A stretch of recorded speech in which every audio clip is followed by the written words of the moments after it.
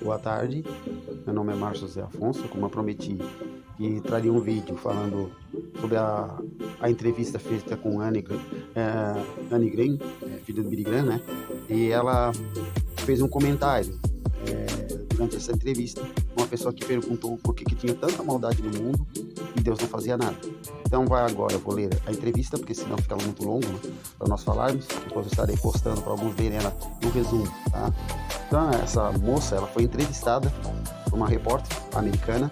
Então os assuntos, claro, estão sendo relacionados ao país onde ela está, né? Nós estamos falando em direção ao país onde ela está, mas afetam também o nosso país. E aí nós passamos a entender um pouquinho que é a causa da educação, da educação, dos problemas, da dificuldade, da violência, tenha crescido e crescido bastante em nossa sociedade. Algo que nós às vezes não entendemos e ficamos até a falar. E tem pessoas que até culpam Deus de tanta maldade, catástrofe, tsunami, vendaval, essas coisas todas, porque não entendem diretamente o que a Bíblia diz. Então, para nós começarmos em defesa disso, antes de eu começar a ler a parte dela, eu quero ler com vocês aqui. Está escrito na primeira epístola de João, capítulo 3, do versículo 6 em diante. Ele diz assim, ó: qualquer que permanece nele não vive pecando. Qualquer que vive pecando não ouviu, nem o conheceu. Filhinhos, ninguém vos engane. Quem pratica a justiça é justo, assim como ele é justo. Quem pratica o pecado é do diabo, porque o diabo vive pecando desde o princípio. Parando aqui, você já tira aqui: quem pratica o pecado é do diabo. Sabe o que ele quer dizer? Ele não está dizendo que você tem uma propriedade peculiar dele, o diabo, mas está dizendo que você estabelece, quando peca, o relacionamento com o diabo. E com esse relacionamento, o diabo tem direito de fazer as maldades que querem no planeta, através do poder do pecado que ele age. Então, onde há pecado, onde não há arrependimento, onde as pessoas vivem uma vida totalmente separada de Deus, o diabo tem o direito de agir. E aí Deus não pode simplesmente vir do céu e impedir de botar a mão. Porque se ele fizer isso, estará quebrando praticamente o direito de justiça. Porque, como eu canso de explicar, Deus é 100% amor, é 100% justiça, é 100% vingança, é 100% ira, ele é tudo. Então, nele não quebraria a sua justiça, o 100% justiça, para abrir uma extensão para o ser humano, porque ele já abriu espaço para o ser humano ser salvo dentro da sua justiça, que é através de Cristo. Por isso que diz que quem diretamente permanece em Cristo, ele não vive pecando, ele não vive uma vida de pecado. Então é por isso que o ser humano sofre. Lá no livro de Samuel, nós encontramos quando o povo pediu um rei, e Deus foi bem claro para o povo: vocês querem um rei? Queremos um rei para ser como qualquer outra nação. Então Deus disse: então vou dar o rei para vocês, mas fique ciente uma coisa: se o rei que vocês colocarem e desobedecer, fizer coisa qualquer errada, vocês todos vão sofrer junto com o rei. Não importa, porque vocês quiseram o rei. Aí quando a gente fala em política, tem gente que fica bravo. Não mistura política com religião. Quem você elegeu, se ele está fazendo coisa errada lá em cima, a culpa é sua. Nós vamos sofrer. Toda calamidade que tiver que vir, nós vamos sofrer. Porque nós é que elegemos, nós é que colocamos, nós é que permitimos, né, aquela pessoa lá dentro. Então, nós temos que diretamente pensar muito bem das nossas responsabilidades.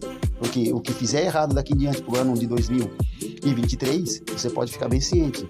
Vai sofrer e vai passar pelos erros. Depois não ficar reclamando. Isso vai justo, vai quem é bom, vai quem é crente, quem não é. Todos vão passar pela mesma coisa. Mas vamos aqui à carta dela. A carta dela não, a entrevista dela, né? O repórter pergunta com desdém, uma forma de desdenhar da fé cristã. E ela diz assim: como é que Deus teria permitido algo horroroso assim acontecer no dia 11 de setembro? Foi a pergunta da repórter.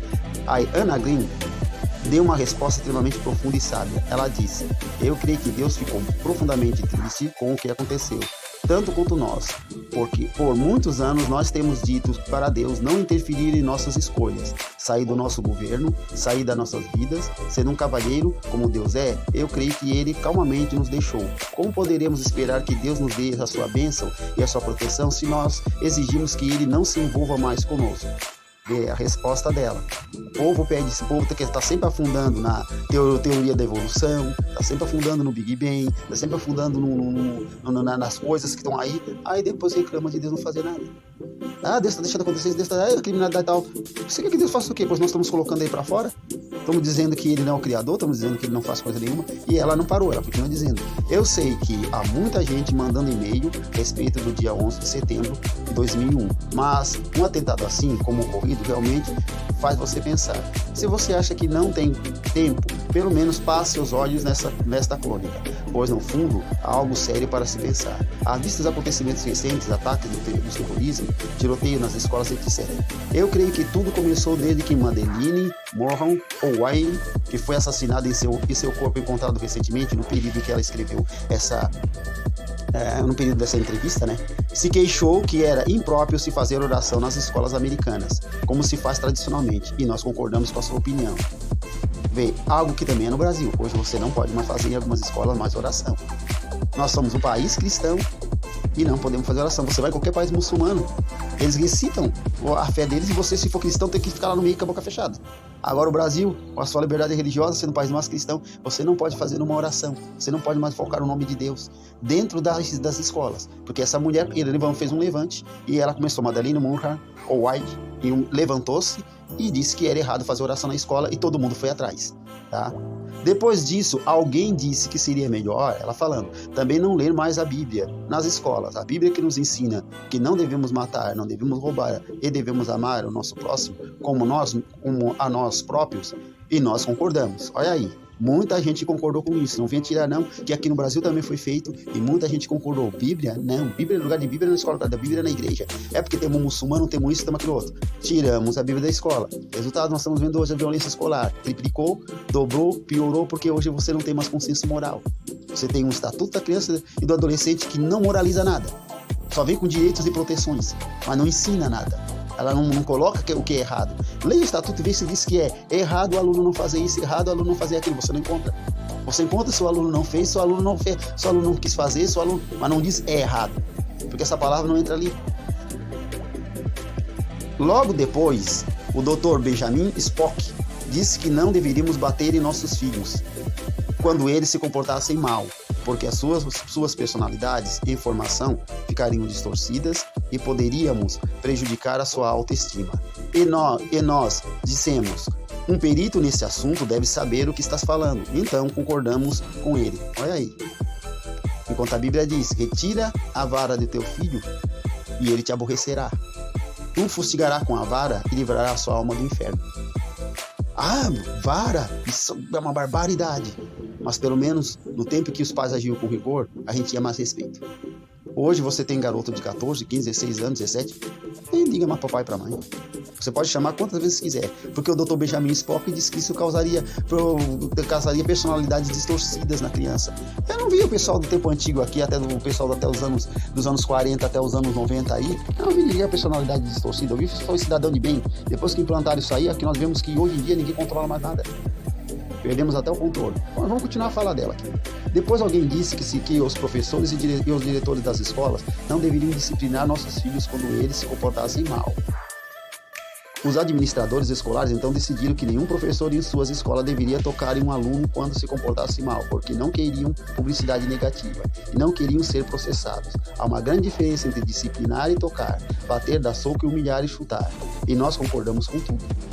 Isso quer dizer tirar a autoridade do professor de disciplinar. Hoje o aluno apronta, ele vai lá para a secretaria ela fala lá com não sei o que vai. Eu já contei aqui para vocês em outros ali, um aluno de 13 anos deu um soco, um aluno de 15, de 17 anos deu um soco no rosto de um aluno de 13 anos. O que aconteceu no mesmo dia? Botaram o gelo na cara do aluno e foram dois para a mesma sala. Então eu já estou dizendo para vocês como é que funciona a nossa sociedade. O outro aluno pegou, jogou uma carteira em cima da perna, que deslocou a perna do outro aluno, o outro aluno foi embora, o pai veio buscar, e aquele que fez foi dentro da sala, assistir a aula. Quer dizer, essas pessoas que disseram que não cabe mais às escolas, não criaram nenhum outro meio de resolver. É assim nos Estados Unidos e é assim também no Brasil. Você se for olhar, é que não pode fazer nada. Ah, fez uma coisa grave, aí vai pra lá até eles resolverem, olha, meu Deus, já se acabou isso tudo. Mas aí, o professor já não tem mais direito, inclusive o ECA diz, o professor não pode humilhar, não pode envergonhar, o professor não pode, somos proibidos até de falar alto dentro da sala de aula. Aí o aluno grita com o professor, o aluno berra com o professor, mas você não pode falar alto. A direção já diz pra você, você tá falando muito alto, tem que falar mais baixo, mais baixo. Aí vem com aquela lógica estúpida, né? Quanto mais baixo você falar, mais o aluno vai ter que baixar a voz para te escutar. Gente, vai com essa lógica, você vai engolir essa lógica tola, tá? Lógica tola. Um aluno sem disciplina, um aluno sem educação, quanto mais baixo você falar, mais ele vai se sentir empolgado e gritar com você. Porque ele vai se achar o máximo. Mas vamos continuar aqui o que ela ainda continua fazendo. Aí alguém sugeriu que deveríamos deixar nossas filhas fizessem aborto, se elas assim os quisessem, e que nem precisariam contar aos pais. E nós aceitamos essa sugestão sem a menor questionamento. Ela está falando algo do país dela. No Brasil ainda o aborto ainda é algo ilegal, tá? Em seguida, algum membro da mesa administrativa escolar, muito sabido, né, inteligente, aqueles que dizem que são formados em psicologia, sociologia, eu acho engraçado, né? Susana Bistop, né? Mandou matar os pais eram tudo psicólogos. Se a psicologia deles era tão boa assim, como é que nem restaurou a filha e os gêmeos? Né? Então, olha, é tanta bobagem que eu nunca escutei na vida. Em seguida, algum membro da mesa administrativa escolar, muito sabido, disse que, como os rapazes serão sempre rapazes, e como homens iriam acabar fazendo o inevitável, e que não deveriam dar aos nossos filhos tantas camisinhas, e que então deveríamos dar aos nossos filhos tantas camisinhas quanto eles quisessem, para que eles pudessem se divertir à vontade, e que nem precisaríamos dizer aos seus pais que elas as tivessem obtidos na escola. E nós dizemos sim, está bem. Já ouvi escola, inclusive, que guardava camisinha, que não é o caso tanto da nossa, mas já vi escola com camisinhas preparadas para dar para os alunos, porque é mais fácil dar e dar do que diretamente orientar. É mais fácil deixar e fazer o que quiser do que realmente fazer. Como eu digo, é mais fácil você ir com a correnteza que está levando do que tentar evitar. Aí depois vai pra internet, vai fofoca, vai pra cá, vai pra lá, acaba na internet, acaba o rapaz falando mal da moça, a moça fica envergonhada, desiste da escola, fica com problema psicológico, cria problema. Aí nada disso é problema da escola porque o cara inteligente falou isso. Vamos continuar falando aqui. Depois, alguns dos nossos oficiais eleitos, mais importantes, disseram que não teria importância alguma o que nós fizéssemos em nossa privacidade, desde que estivéssemos cumprindo com nossos deveres. Concordando com eles, dissemos que para nós não faria qualquer diferença o que uma pessoa fizesse em particular, incluindo o nosso presidente da República dos Estados Unidos, tá? O nosso, desde que o nosso emprego fosse mantido e nossa economia ficasse equilibrada. Então alguém sugeriu que imprimisse revistas com fotografia de mulheres nuas e disséssemos que isso é uma coisa sadia, uma apreciação natural da beleza do corpo feminino. E nós também concordamos. Agora, da primeira parte que ela falou de oficiais eleitos, quer dizer, tu elege um indivíduo. Aí o indivíduo, na vida privada dele, ele faz um monte de coisa errada. Inclusive, nós temos deputados ali. Por que não tem câmera na frente do câmera filmando, onde pega os menores que estão se prostituindo? Você já pensou nisso? A lei não permite colocar câmera filmando? Que você vai filmar ali deputado, vai filmar ali ministro, vai filmar gente que vai por ali pegar menores de idade para levar para a zona. Aliás, para levar para o motel. Então, para evitar isso, eles já fotam para não aparecer. Porque a hora que filmar ali, gente, um cara ali, qualquer ali, você descobriu que o cara é deputado e tá lá dizendo que tá lutando para defender o menor e ele faz aquilo ali na sua vida privada, eles, Então aí quer dizer que vida privada, o cara que tem... Olha uma coisa, o cara cuja vida privada não é honesto, dificilmente na sua vida pública ele vai ser. Se ele é na sua vida privada, pratica muitas coisas erradas, bebedeira como tivemos aí, líderes políticos, presidente, que enchem os cornos de bebida. Mas é a vida privada dele. Será que isso não afeta a sua decisão? Será que os milhões que sumiram no governo anterior, só porque o presidente estava bebendo demais e não viu o dinheiro sumir? Se ele tivesse cuidado da sua vida privada, ele teria sido reeleito novamente. Então eu acho assim, às vezes a gente tem que parar um pouquinho e olhar. O que a gente faz na vida privada é importante. Professor é professor, policial é policial, porque, eu sou só quando eu tô com farda, sem farda eu faço o que eu quero. Não faz. Sua vida privada envolve muita coisa. E aqui depois, quiseram colocar a ideia da beleza. Foi outra coisa que ela declarou também com certeza aqui, que colocaram com exposição do corpo feminino. Acho engraçado as feministas lutar tanto por tanta bobagem. E elas não lutam contra isso. A exploração delas mesmas. Achando que elas estão sendo a máxima. Não, elas vão continuar com os apelidos feios. Todo mundo chama para elas, nos filmes, em tudo quanto é lugar. Mas vamos continuar aqui. Depois, uma outra pessoa levou isso a um passo mais adiante. Publicou fotos de crianças nuas. E foi mais além ainda, colocando à disposição na internet. Olha só, na internet. Isso aí não precisa dizer se está na internet, não importa o país onde você está. Você consegue ter acesso. E nós dissemos, está bem, isso é democracia. E eles têm o direito de ter a liberdade de expressar e fazer isso. Criança. A indústria do entretenimento, então, disse, vamos ver os shows de TV e filmes que promovam profanação, violência, sexo ilícito. Vamos gravar a música que estimula o estupro, as drogas, os assassínios, suicídio e temas satânicos. E nós dissemos o quê? Que nós dissemos nisso tudo? Isto é apenas diversão, não produz qualquer efeito prejudicial. Ninguém leva isso a sério mesmo, então que façam isso. Então você hoje está vendo como é que está a nossa sociedade. Começamos assim, a aceitar. E ela não encerrou. Agora nós estamos nos perguntando por que nossos filhos não têm consciência e que não sabem distinguir entre o bem e o mal, o certo e o errado, e por que não lhes incomoda matar pessoas estranhas ou seus próprios colegas de classe, ou a si mesmo. Provavelmente, se nós analisarmos tudo isso, iremos facilmente compreender. Nós colhemos exatamente aquilo que semeamos. Uma menina escreveu um bilhetinho para Deus dizendo: Senhor, por que não salvaste aquela criança na escola? A resposta dele seria: querida criança, não me deixe entrar nas escolas do seu Deus. É triste como pessoas simplesmente culpam Deus e não entendem por que o mundo está indo a passos largos para o inferno. É triste quando cremos que tudo que os jornais e a TV dizem, mas duvidamos do que a Bíblia nos diz. É triste como todo mundo quer ir para o céu desde que não precise crer, nem pensar ou dizer qualquer coisa que a Bíblia ensina. É triste como alguém diz: eu creio em Deus, mas ainda assim segue Satanás, que por sinal também crê em Deus. É engraçado como somos rápidos para julgar, mas não queremos ser julgados. Como podemos enviar centenas de piadas pelo e-mail, pelo WhatsApp, e elas se espalham como fogo?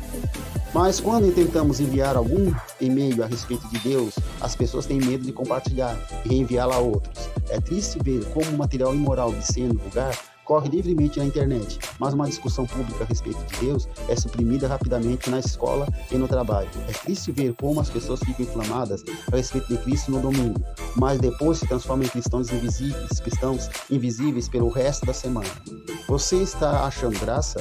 Você mesmo pode não querer reenviar esta mensagem a muitos da sua lista de endereço, porque você não tem certeza a respeito de como a receberão ou de que pensarão a seu respeito, por de ter enviado. Não é verdade? Gozado que nós nos preocupamos mais com o que as outras pessoas pensam a nosso respeito, do que com Deus, do que com o que Deus pensa. Que Deus nos abençoe.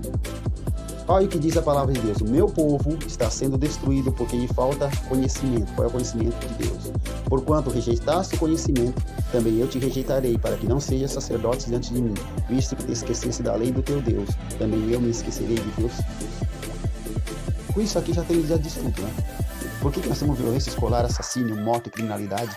Ela conseguiu resumir tudo em poucas palavras numa entrevista e detonou a entrevistadora que estava entrevistando naquele dia ela. Que queria realmente encontrar uma razão, um ponto de vista para defender as suas ideologias e dizer que a culpa é dele. Todo mundo quer culpar Deus, mas é o abandono dele que está levando nós a essa situação. Justo e ímpio sofre junto. Por quê? Porque o abandono dessas pessoas, o abandono de Deus, traz consigo consequência a esse mundo. É por isso que quando nós falamos que o nosso descanso está no céu, é uma realidade. Porque aqui na terra, o efeito da maldade do homem reflete sobre todos nós. Ninguém escapa. Escapa quem crê, escapa quem não escapa quem crê, não escapa quem não crê. Os homicídios não matam somente pessoas que são ímpias, ou pessoas depravadas. Os homicídios matam pessoas boas, pai de família, pessoas também boas também. O tsunami, quando passa, não destrói só a casa de pessoas incrédulas ou ateias, mas também destrói a casa de pessoas também que creem em Deus também. Aí você pergunta: por que Deus não vem ali, não veio salvar eles? São reflexos do mundo. Jesus disse: no mundo tereis aflição. Desde aquele momento, enquanto houver o pecado predominar mais do que a verdade, o mundo sofre. E nós sabemos que hoje, se você botar na peneira 50 pessoas, você vai encontrar 10 que realmente professam realmente a fé fiel em Deus. Os outros 40 ali são cheios de dúvidas e problemas. E vai encontrar os ateus ainda entre esses 40. Então queremos um mundo melhor, nós temos que fazer algo melhor. Que Deus abençoe.